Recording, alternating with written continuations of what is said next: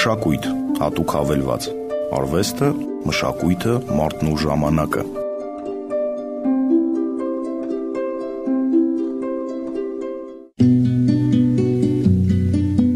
Մշակույթ հատուկ հավելվածի հերթական թողարկումն է եթերում։ Խոսափողի մոտ է Անահիտ Ղազարյանը։ Բարև ձեզ։ Երևան, Մոսկովյան 40, Թումանյանի թանգարան։ Շենքի ճակատից կախ մեծ պաստառի վրա պատկերված է ամենայն հայոց բանաստեղծը։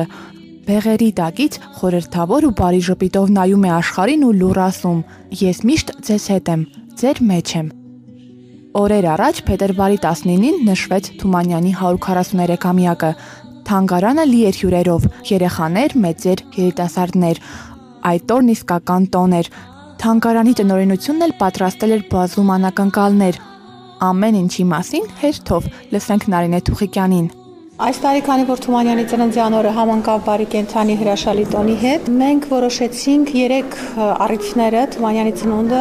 տոն բարի կենդանը եւ Թումանյանի հեքիաթ բարի կենդանը միացնել իրար եւ մի խառնաշփոթ իրավիճակ ստեղծել թանգարանում մինչեւ ժամը 4-ը։ Առավոտվանից թանգարան այցելած անձինք հայտնվում են փորձությունների առջև եւ դրանք պիտի հաղթահարեն։ Իսկ հաղթահարելը պսակվում է մրցանակ ստանալով, իսկ մրցանակն էլ սննդային մրցանակ է, քանի որ բարի կենդանի տոնն է եւ ուտել խմելու զվարճանալու օր է։ Սա օրվա ուրախ մասը, իսկ հետո ցուցահանդես ունենք Գեորգի Յարալյանի նկարազարդումները, որ առաջին անգամ ցուցադրվում են եւ որ վերջերս մենք նվիրատվություն իբրև ստացանք բարերար Աբո Հովանեսյանից, ինչի համար իրեն շատ շնորհակալ ենք։ Մենք այսօր այցելուների առջև բացել ենք Պատրանք վերնատանը,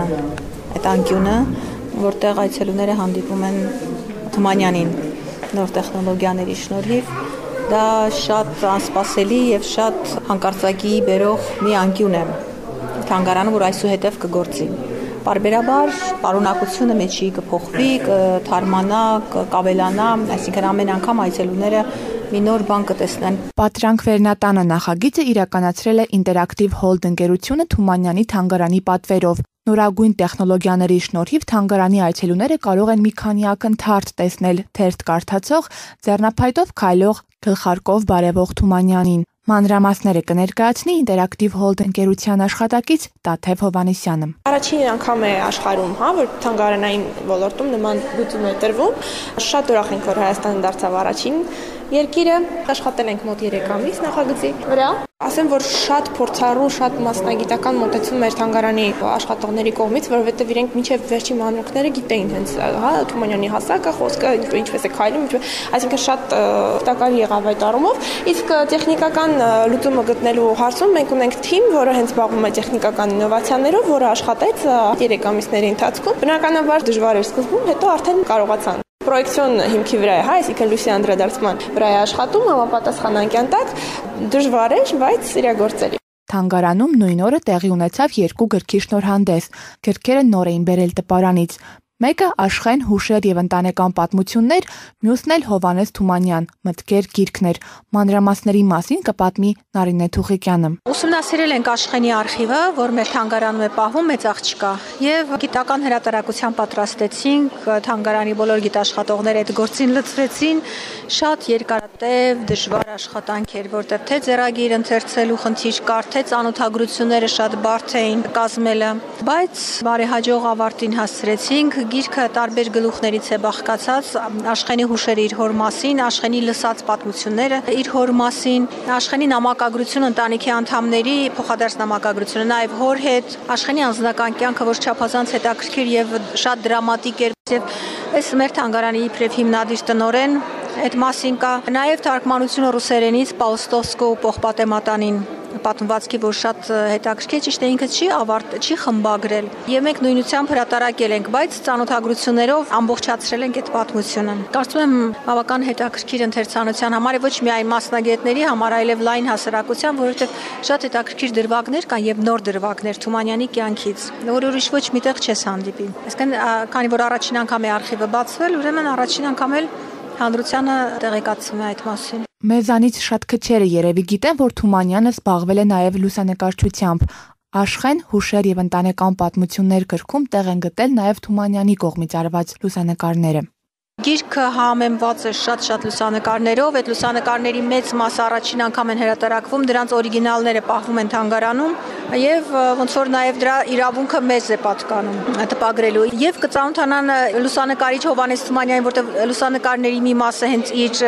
նկարած լուսանկարներն են, իբրև լուսանկարիչ։ Ոսկե բավական հետաքրքիր գիրք է եւ շատ լավ որակով տպված։ Հովհաննես Թումանյան մտքեր գրքում իմի են բերված գրողի տարբեր հոդվածներում, ելույթներում, նամակներում արտահայտած խորիմաստ մտքերն ու այս կամ այն ելույթի դիպուկ բնորոշումները։ Լսենք գրքի խմբագրին Անի Եղիազարյանին։ Հետաքրքիր բաժանումով արվեց գիրքը, որոշակի հատվածների բաժանվեց։ Կնոջ դերը հասարակության մեջ, ինչպեսին էր պատկերացնում Թումանյանը, մամուլը ինչ խնդիրներ ունեցել է եւ ցավալիորեն շատ արդիական է նաև այժմ։ Թուրքը առհասարակ մարդու եւ համաշխարհային դաշտում համամարտկային արժեքների կործանիչը, ինչպես էր Թումանյանը պատկերացնում նրան եւ նրա փոփոխությունը, վերափոխումը եւ դեպի մարդ նրա ճանապարհը։ Թումանյանի կենսափիլիսոփայությունը, արվեստի գիտության հետ կապված նրա խոհերը, մտքերը եւ կոչերը բուն հիմնական աշխատանքները 1 տարվա ընթացքում արվեց, դե բնականաբար Թումանյանի ակադեմիական հատորյակները մշտապես մեր ձեռքի տակ են ամեն աշխատանքային օր եւ արդեն աչքի տակ ունեինք այդպիսի մտահղացում եւ արդեն այդ հատորյակները կարդում էինք հենց այդ ուղղությամբ միաժամանակ միջից հանելով մտքերը, իհարկե այնպես հանելով, որ բուն համատեքստից դուրս դրանք որպես առանձին մտքեր իսկապես կան, հնչում են եւ չի աղճատվում բնավ։ Ինչ կգրեր Թումանյանը, եթե ապրեր մեր օրերում։ Եթե ինքը այսօր լիներ, նույն դառնացած ժողովուրդը կգրեր հոդվածը, կգրեր ընդհանրապես բոլոր այն տողերը, որոնք մեր ազգային որակների մասին են խոսում, ցավոք սրտի մեծ մասամբ բացասական երանգով, բայց այդ բացասական երանգով գրելու մեջ զգում ես, թե ինչ մեծ սրտացավությամբ է այդ մարդը արտահայտվել։ Նույն կերպ կգրեր Թուրքի մասին, իբրև համաշխարհային ճիվաղ, եւ ինչայից մեր գրքի մեջ այդ բոլոր մտքերը իմի են բերված։ Կգրեր այսօրվա ուսուցչի մասին, որի ուսերին ահռելի բեռ կա, բայց որի ռոճիկը, ինչպես Թումանյանն է գրում, սարսափելի ցածր է եւ այսօրվա օրով նկատի ունի գրատպության արդեն 100 տարի առաջ սրանից, ճիշտ 100 տարի առաջ գրատպության ամյակը 400 ասում է ավելի լավ օր քան այսօր է ուսուցչի աշխատավարձը բարձրացնելու չկա։ Կգրեր, որ գրականություն եւ ընդհանրապես մշակույթը պետական աջակցություն պիտի ունենա, դեպի այն ժամանակ Հայաստանը պետականություն չուներ, բայց ամեն դեպքում ինքը այդ միտքը հայտնել էր։ Մի խոսքով շատ արդիական է հենց Թումանյանի հզորությունը եւ հանճարը նրա մեջ է, որ շատ ակտուալ են իր բոլոր մտքերը։ Շնորհավորում եմ մեզ, որ համարյա 1.5 դար առաջ Թումանյան է ծնվել։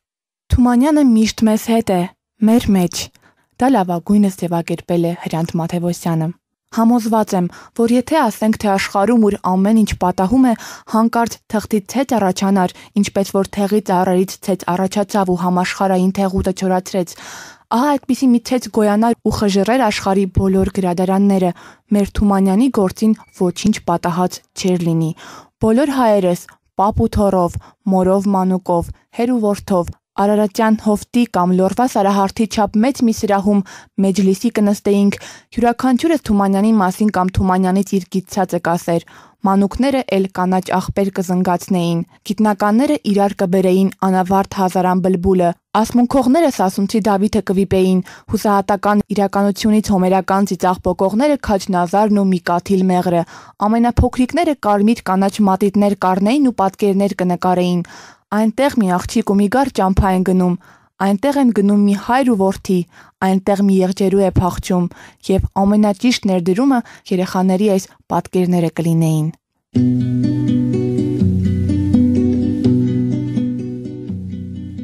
Խոսափողի մոտ էր Անահիտ Ղազարյանը։ Այսօրվա համար նախատեսել էինք այսքանը։ Կհանդիպենք մեկ շաբաթից, առայժմ։